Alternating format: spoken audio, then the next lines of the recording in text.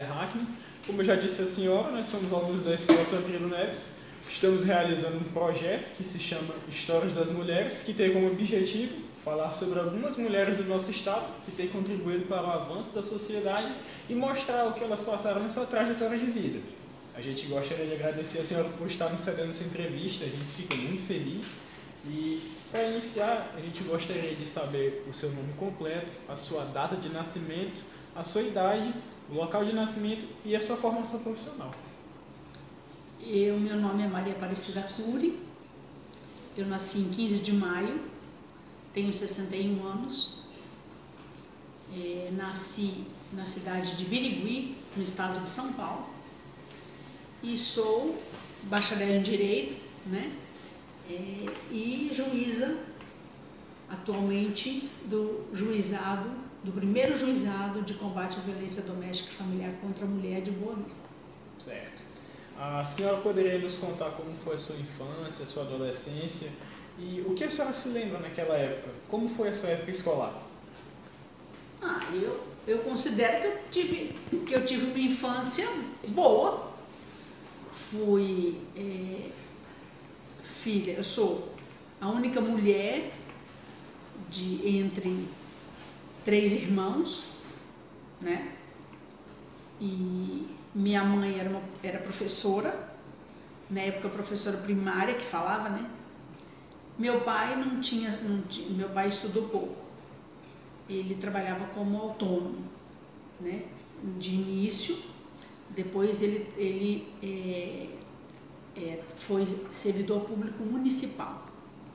Mas ele estudou só até a 4ª série do ensino primário, como se dizia antigamente. Hoje ensino fundamental, né? Sim. E a minha infância foi uma infância feliz, eu considero uma infância feliz, né?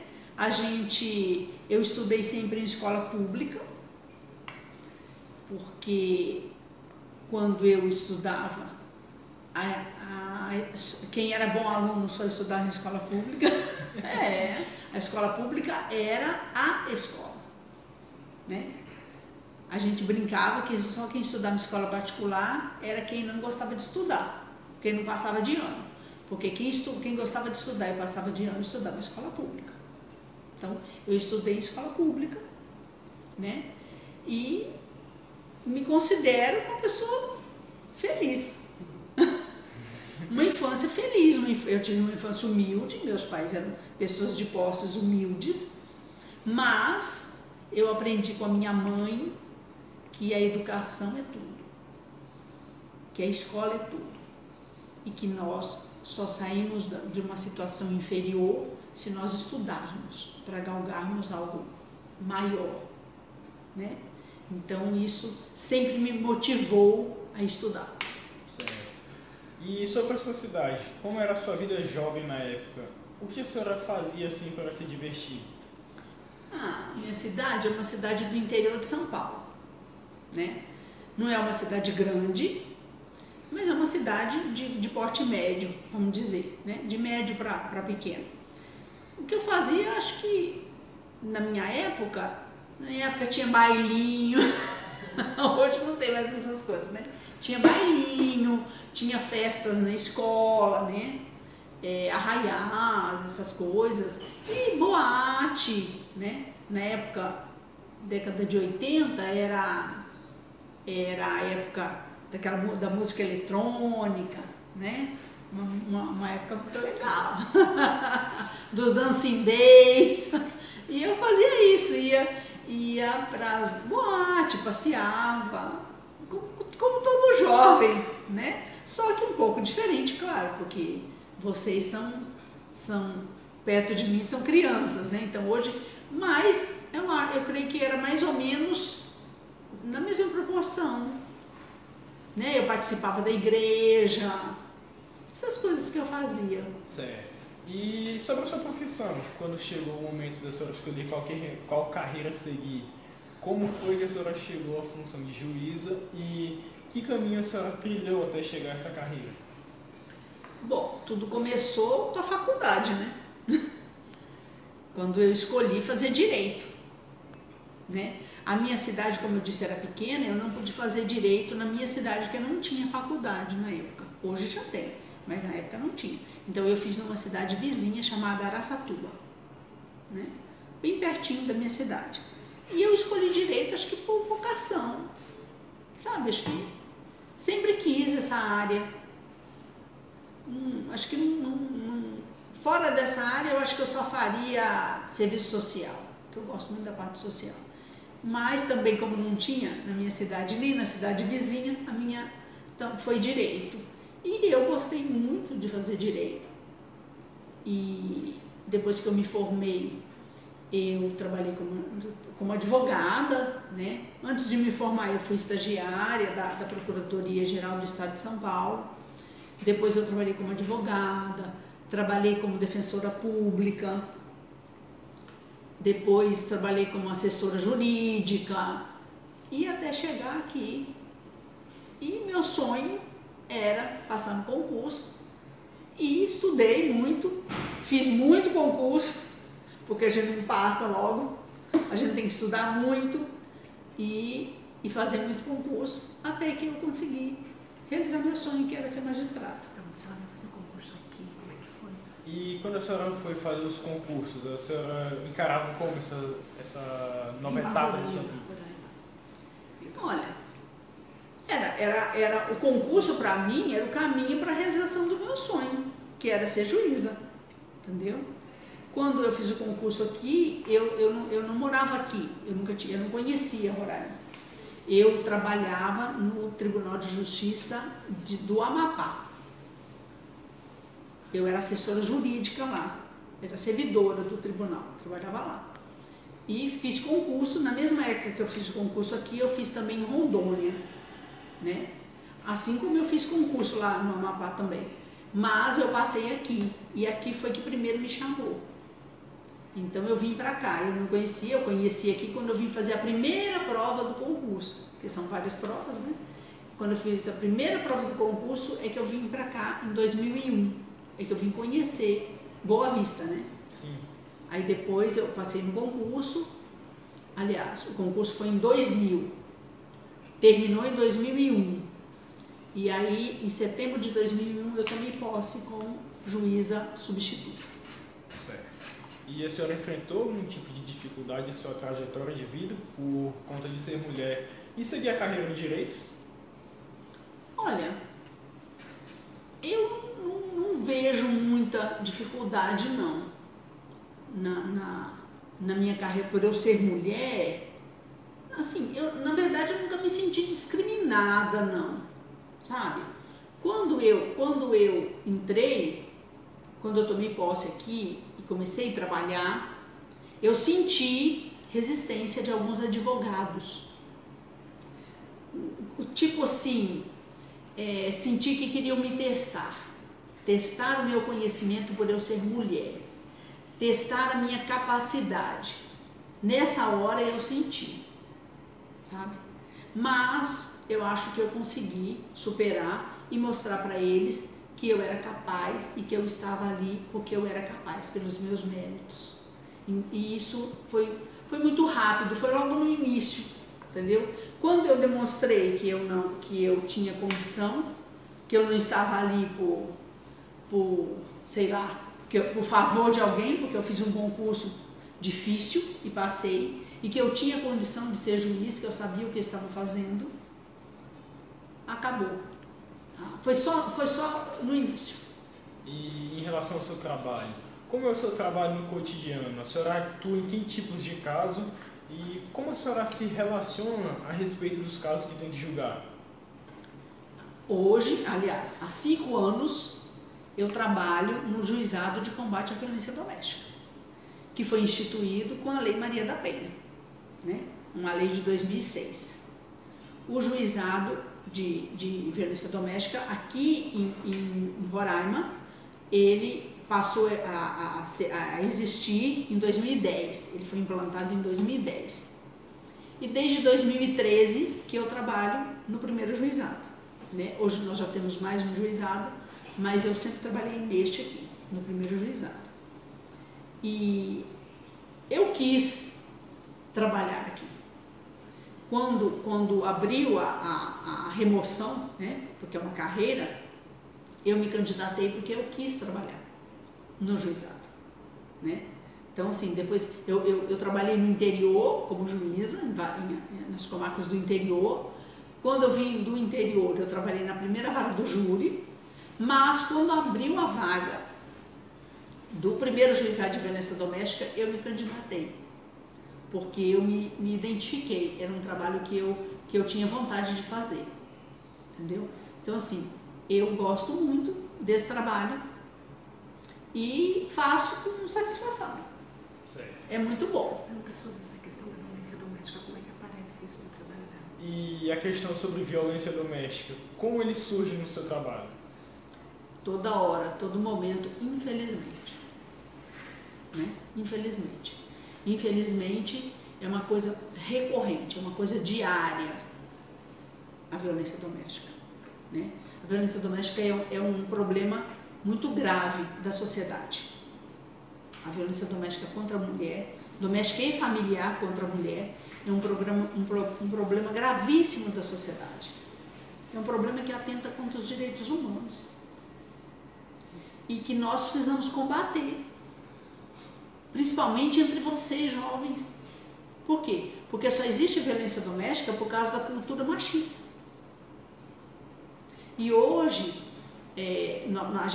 hoje eu não sou só a juíza do primeiro juizado, eu também sou a juíza da Coordenadoria Estadual de Combate à Violência Doméstica, que é também um órgão do Tribunal de Justiça de Roraima. Então eu sou a juíza coordenadora e por meio da coordenadoria é que a gente pensa todas as ações para combater a violência doméstica no nosso estado, porque a coordenadoria é estadual, né? Então, assim, no juizado, eu aplico a lei, né? A Lei Maria da Penha. Na coordenadoria, a gente pensa projetos para modificar a cultura machista. Então, agora dia 17, nós vamos receber um selo de boas práticas, com um projeto que nós estamos que chama Maria Vai à Escola, que é uma parceria com a Secretaria Municipal de Educação. É um projeto pedagógico que nós desenvolvemos há 3 anos nas escolas municipais. Então a gente vai para as escolas, a gente não, né? As professoras, por quê? Porque o projeto é nosso, mas em parceria com a secretaria. Então as professoras destacadas pela Secretaria Municipal entram nas escolas municipais, lá permanecem 1 mês, com um projeto pedagógico. Não é um projeto de palestra, é uma construção pedagógica que elas fazem junto com as crianças, né? Então, assim, a gente não fala só da Lei Maria da Penha, a gente começa falando de direitos humanos, de igualdade de gênero, de respeito pelas diferenças, de violência doméstica e da Lei Maria da Penha. O que encerra, o que fecha mesmo é a Lei Maria da Penha. E a gente vai receber esse selo de boas práticas, né? Por quê? Porque a Lei Maria da Penha, ela veio não para punir os homens, mas para mudar a cultura machista do país. E como é que nós mudamos uma cultura? Não é pela lei, é pela escola, é pela educação. Ninguém muda cultura com lei, só por meio da escola. Então, o projeto nós trabalhamos crianças de 9 a 13 anos, né? Porque tem algumas crianças com 13 anos, que é do último ano das escolas municipais, né? São aquelas crianças que já estão alfabetizadas. Aí a gente quer ensinar, quer que essas crianças tenham uma outra visão do mundo, uma outra visão da coisa. Uma outra visão de que a cultura machista, a cultura discriminatória, ela não pode existir, né? Então, o que nós queremos? Que essa criança aprenda isso e que ela leve para a vida adulta dela. E ela multiplique o que ela aprendeu. Por quê? Porque só assim nós vamos mudar a cultura machista desse país. A cultura de discriminação.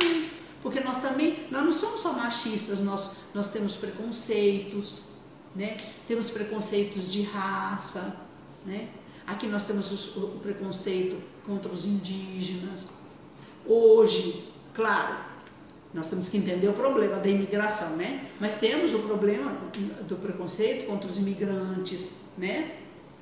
Temos pessoas homofóbicas, né? Então, às vezes temos até preconceitos religiosos. Então, nós precisamos aprender que nós temos que respeitar as pessoas.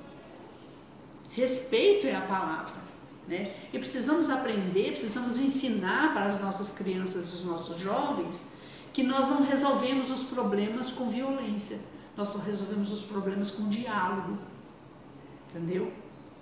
E que a Lei Maria da Penha, dentro do direito, ela é uma lei temporária, ela não foi feita para durar a vida toda como o Código Penal, o Código Civil. Por quê? Porque ela é uma lei para mudar a cultura.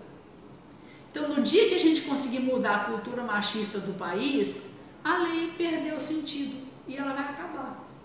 Só que, infelizmente, segundo a ONU, a média no mundo para mudar essa cultura machista é de 80 anos. Porque a cultura machista é muito arraigada, né? Por que ela acha que existe tanta... Por que as mulheres sofrem mais violência? E por que a senhora acha que as mulheres sofrem mais violência? Pelo machismo. Pelo machismo. Nós somos uma sociedade machista. Os homens ainda acham que a mulher é propriedade dele. E quais eu ouço na sala de audiência, ontem mesmo eu ouvi. Ah, agora está tudo bem, porque ela entendeu que ela precisa me respeitar. Que ela precisa me ouvir. Não é? Então, assim, como assim a mulher precisa ouvir o homem? Se é um casal, os dois não têm que conversar, os dois não precisam se ouvir? Entendeu? Não é não. A nossa cultura ainda é assim.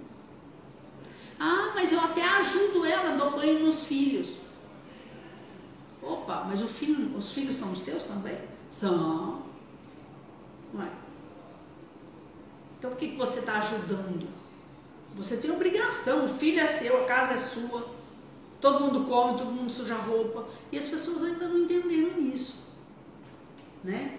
Infelizmente, é por causa da cultura machista. E por quê? Porque nós passamos anos e anos, séculos, dizendo que em briga de marido e mulher não se mete a colher. E não é bem assim. É exatamente por isso, porque nós não tínhamos uma lei que tratasse especificamente disso, é que nós temos tanta violência e tantas mulheres ainda morrem pela mão do seu marido, do seu namorado, do seu ex-companheiro, entendeu? E até do seu irmão, porque a violência também é familiar, né? Por quê? Porque a mulher sofre violência simplesmente pelo fato dela ser mulher, só por isso, entendeu? E a grande maioria das mulheres, por causa da cultura machista, elas naturalizam a violência. Aí é muita violência contra a mulher que a gente presencia. Violência física, violência psicológica, violência moral, violência patrimonial, sexual. Tudo isso tem. As que mais acontecem são a física e a psicológica, que são as ameaças, né? É a agressão física e a agressão psicológica. A psicológica é a ameaça, né? A moral é aqueles xingamentos, aquelas humilhações, depreciações, né? A patrimonial, o homem, a mulher trabalha, ele que fica com o cartão dela, o salário é dela. Aliás, se é uma família, o patrimônio é da família, né? Então ele quer controlar o gasto dela, ele fica com o cartão dela, ele saca dinheiro da conta dela como se aquilo fosse dele, e não, ele não tem respeito, ele não pensa como família, ele pensa como ele, o homem que manda em tudo, entendeu? E a violência sexual também. Uma mulher não é obrigada a manter relação sexual com um homem, mesmo que seja o marido dela. E se um dia ela não está afim? o homem precisa respeitar isso, né? Porque um sexo é feito a dois. Se ele não é feito a dois, entendeu? Então, tudo isso a sociedade ainda não entende como violência, sabe? Os homens ainda dizem, não, mas é a obrigação dela fazer sexo comigo. Isso era do Código Civil de 1916. Nós estamos em 2018, há mais de um século. E nós ainda pensamos assim. A sociedade ainda pensa assim. E não são só os homens, não. As mulheres também pensam assim. Infelizmente. As mulheres também pensam assim. Por isso que naturaliza a violência.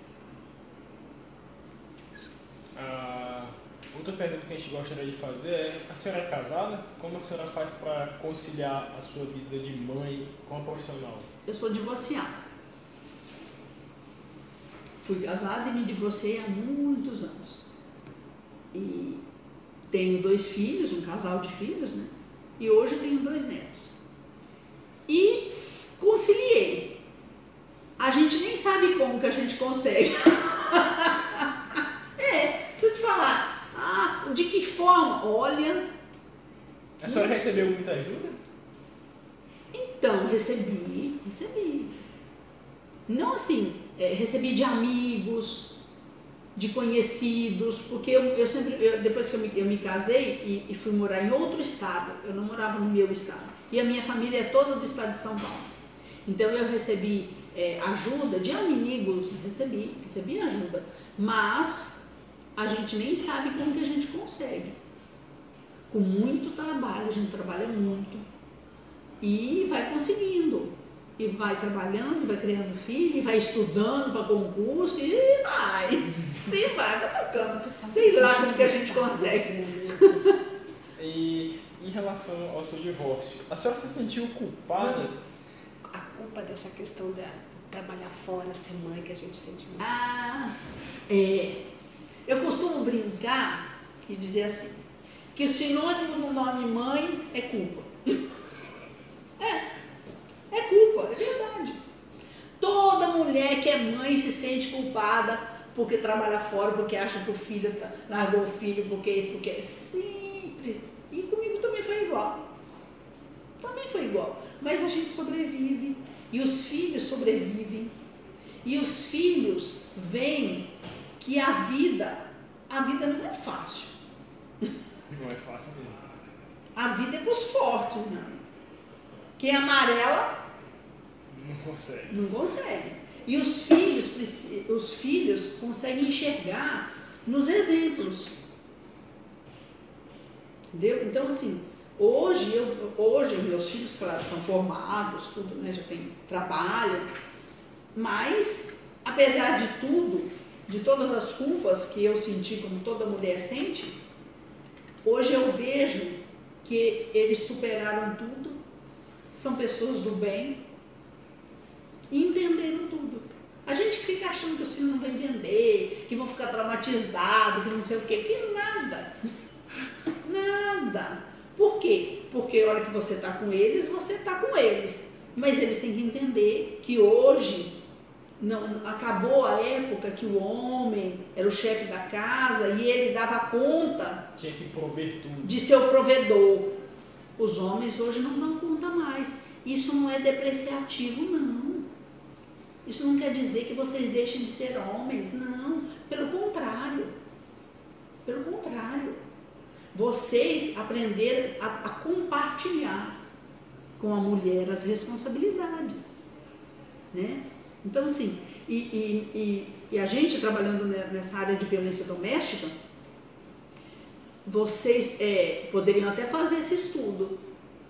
Nos países mais desenvolvidos, Finlândia, Noruega, Dinamarca, os países mais desenvolvidos são os que têm mais igualdade de gênero. Quanto mais igualdade de gênero, mais o país tem um PIB elevado. Ele é mais desenvolvido economicamente. Por quê? Porque as pessoas trabalham em conjunto. Não importa se é homem, se é mulher, se é o homem que está cuidando do filho, se é a mulher que vai trabalhar. Isso não importa. Isso já foi há muito tempo. Então as pessoas trabalham em conjunto. Elas se ajudam. Por isso que o país economicamente desenvolve. A senhora citou que os seus filhos têm que ter um exemplo. A senhora teve um exemplo de mulher que lhe trouxe inspiração para seguir a sua vida? Minha mãe. Minha mãe sempre trabalhou como professora. Aposentou como professora. E quando a gente era criança, ela trabalhava na zona rural do município, não era dentro da cidade. Ela saía de casa cedinho, levava a gente para casa da minha avó, que morava a 2 quarteirões da gente. A gente ia meio dormindo, de pijama, porque ela tinha que sair muito cedo.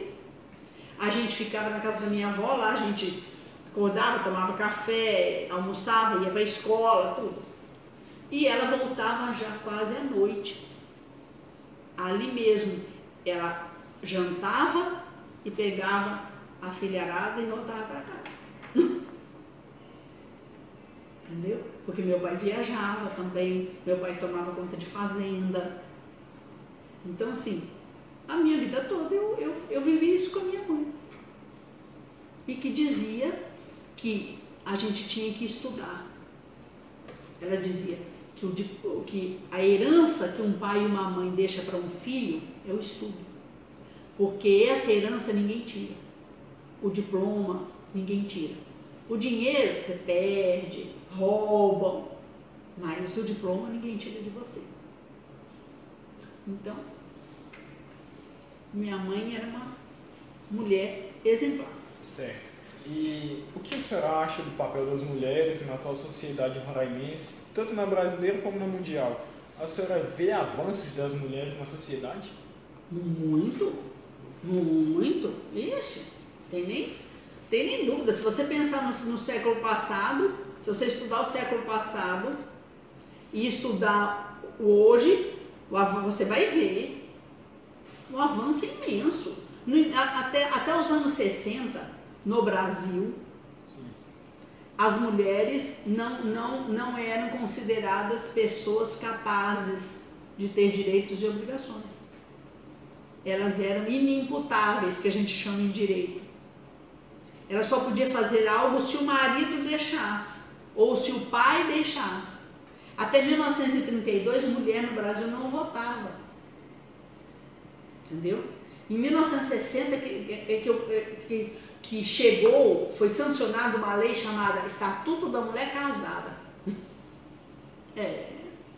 Que dizia que ela podia trabalhar fora sem autorização do marido. Olha que bonito. Essa lei foi criada só para as casadas. Isso, chamava Estatuto da Mulher Casada. Isso em 1960. Um pouco depois da metade do século passado. Então, evoluímos muito, tanto no Brasil, no mundo, no Brasil e aqui em Roraima também, né? Então, assim, evoluímos muito, mas ainda precisamos evoluir mais. Certo. E qual é a mensagem que a senhora deixa tanto para as mulheres quanto para os homens e todos aqueles que procuram uma sociedade mais igualitária? Qual o recado que a senhora tem para essas pessoas?